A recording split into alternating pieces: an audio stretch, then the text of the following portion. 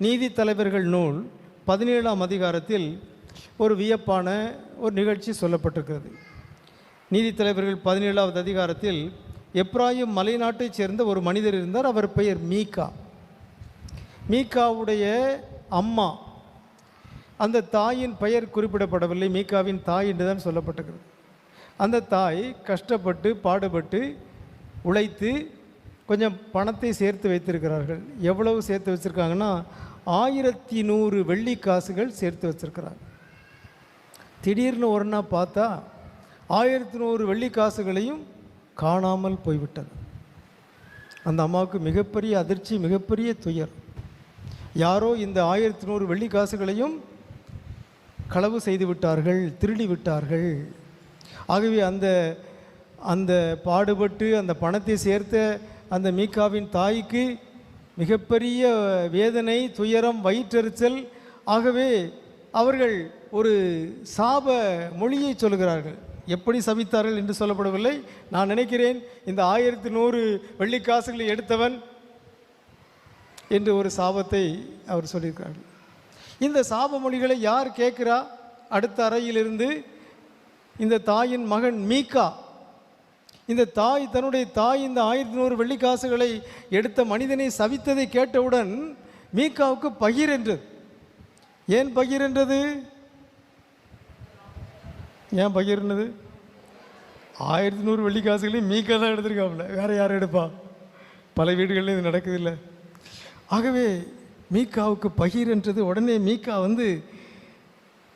அம்மாட்ட சொல்கிறான், அம்மா, உம்மிடமிருந்து 1100 வெள்ளிக்காசுகள் திருடப்பட்டதை பற்றி என் காதுபட சபித்து கூறினீரே. இதோ அந்த வெள்ளிக்காசுகள் என்னிடமே உள்ளன, அவற்றை எடுத்தவன் நான் தான் அப்படின்னு சொல்லி 1100 வெள்ளிக்காசையும் கொண்டு வந்து கொடுத்தாப்புல. உடனே பாருங்க, இந்த தாய், மீகாவின் தாய், அவங்களுடைய பேர் கூட சொல்லப்படவில்லை. அவங்க சொல்கிறாங்க, என் மகனே, ஆண்டவர் உனக்கு ஆசி வழங்குவாராக. எல்லாரும் சொல்லுங்க. பாருங்க, கொஞ்ச நேரத்துக்கு முன்னால் சபித்த இந்த வாய் இப்பொழுது என்ன சொல்லுது? என் மகனே, ஆண்டவர் உனக்கு ஆசி வழங்குவாராக. என்ன காரணம்? முதல்ல சபிக்கும் போது இதை யார் எடுத்தான்னு சொல்லி அந்த அம்மாவுக்கு தெரியாது, வேற யாரோ எடுத்துட்டாங்கன்னு சொல்லி சபித்து விட்டார்கள். பிறகு இந்த வெள்ளிக்காசை எடுத்து தன்னுடைய மகன் தான் என்று தெரிந்ததும் அந்த சாபத்தை என்னவா மாற்றுறாங்க? ஆசியாக மாற்றுகிறாள். என் மகனே, ஆண்டவர் உனக்கு ஆசி வழங்குவாராக. நான் நினைக்கிறேன் இந்த ஆசியை இந்த தாய் கொடுத்ததற்கு காரணம் இந்த 1100 வெள்ளிக்காசு திரும்ப கிடைத்து விட்டதே என்ற மகிழ்ச்சியால் அல்ல. என்னுடைய மகனை நான் என்னை அறியாமலே நான் சபித்து விட்டேனே என்பதற்காகவும், என்னுடைய மகன் உள்ளம் குத்துண்டு இந்த 1100 வெள்ளிக்காசுகளை திருப்பி கொண்டு வந்து தந்து விட்டானே என்பதற்காகவும் தான் இந்த தாய், என் மகனே, ஆண்டவர் உனக்கு ஆசி வழங்குவாராக என்று சொல்லி அந்த மகனை ஆசீர்வதிக்கின்றார். அன்புக்குரியவர்களே, எல்லா தாய்மார்களுடைய மனதும் அப்படித்தான். பிறர் என்றால் அவர்களை திட்டுவார்கள், தன்னுடைய மகன் என்றால் அவர்களை ஆசீர்வதிப்பார்கள். அதிலும் பிள்ளைகள் தவறு செய்துவிட்டு நான் தவறு செய்து விட்டேன் என்று அதை ஒப்புக்கொண்டு அதற்கு மன்னிப்பு கேட்டால், அதற்காக மனமருந்தினால் நிச்சயமாக எல்லா தாய்மார்களும் தங்களுடைய பிள்ளைகளுக்காக மன்றாடுவார்கள், ஆசி வழங்குவார்கள். இந்த தாயை போலவே என் மகனே, ஆண்டவர் உனக்கு ஆசி வழங்குவாராக என்று தான் வாழ்த்துகிறார்கள். இதுவே தாய்மையின் பண்பு, இதுவே தாய்மையின் இலக்கணம்.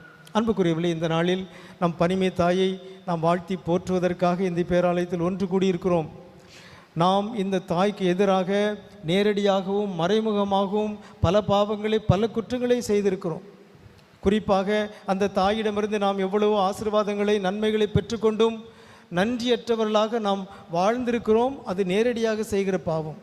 மறைமுகமாக இங்கே இருக்கிற எல்லாருமே அந்த தாயின் பிள்ளைகள் தான். எனவே அந்த தாயின் பிள்ளைகளுக்கு எதிராக நாம் செய்கிற எல்லா தவறுகளுமே அந்த தாய்க்கு எதிரான பாவங்கள் தான். அதை பல நேரங்களில் நாம் உணர்வதில்லை. எல்லாருக்கும் அவங்க தாய் தானே. ஆகவே அந்த தாயின் பிள்ளைகளில் ஒரு மகனை, ஒரு மகளை நான் சபிக்கும் பொழுது, நான் திட்டும் பொழுது, நான் புண்படுத்தும் போது, நான் தீமை செய்கின்ற பொழுது அந்த தாயின் மனம் வருந்தும் அல்லவா? அதை நாம் ஏன் உணர்வதில்லை? ஆகவே அந்த தாய்க்கு எதிராக நாம் இந்த பாவத்தையும் செய்கிறோம். இது மறைமுகமான பாவம். ஆகவே இந்த நாளில் அந்த தாயிடம் நாம் மன்னிப்பு கேட்க வேண்டும். அம்மா, உங்களுடைய பிள்ளைகளுக்கு எதிராக நான் செய்த பாவங்களை மன்னித்து கொண்டு என்னை ஆசீர்வதிங்க. என் மகனே, என் மகளே, ஆண்டவர் உனக்கு ஆசி வழங்குவாராக என்று என்னை ஆசீர்வதியுங்கள் என்று அந்த தாயிடம் நாம் மன்றாடுவோமாக. அது மட்டுமல்ல, எல்லோருக்கும் நம்முடைய விண்ணக தாயைப் போலவே ஒரு மண்ணக தாயும் இருக்கிறார். அந்த தாயையும் நாம் மதிக்க வேண்டும், அந்த தாயையும் நாம் மேன்மைப்படுத்த வேண்டும். அந்த தாயிடமிருந்து நாம் நேரடியாகவோ மறைமுகமாகவோ பொருளை பறித்து கொண்டால், அவர்களுடைய மரியாதையை பறித்து கொண்டால், அவர்களுக்கு கொடுக்க வேண்டிய மதிப்பை மாண்பை கொடுக்காமல் இருந்தால், அவர்களுக்கு கொடுக்க வேண்டிய உணவை, அவர்களுக்கு கொடுக்க வேண்டிய மருந்தை, அவர்களுக்கு கொடுக்க வேண்டிய பாதுகாப்பை நான் திருடி கொண்டால் அதற்காக நாம் மனமருந்த வேண்டும். எல்லா தாய்மார்களுடைய துயரமும், எல்லா தாய்மார்களுடைய மன வருத்தமும், எல்லா தாய்மார்களுடைய கண்ணீரும் ஒரு வகையில் சாபம்தான். அந்த சாபத்தை அவர்கள் எப்படி மாற்றுவார்கள்? என் மகனே, என் மகளே, ஆண்டவர் உனக்கு ஆசி வழங்குவாராக என்று அவர்கள் மாற்ற வேண்டும். அதற்காக அந்த தாயிடம் நாம் நம்மை ஒப்பு கொடுக்க வேண்டும். ஆகவே உங்களுடைய குடும்பங்களில் உள்ள வயது முதிர்ந்த உங்களுடைய தாயை நீங்கள் மதிப்பீர்களாக. அவரிடமிருந்து நீங்கள் திருடி கொண்ட மதிப்பு, மாண்பு, பொருட்கள், பாசம், அன்பு, மரியாதை இவற்றை நீங்கள் திருப்பி கொடுங்கள். அப்பொழுது அந்த தாய் உங்களை ஆசீர்வதிப்பார்கள். இந்த தாயிடம் உங்களுக்காக பரிந்து மன்றாடுவார்கள்.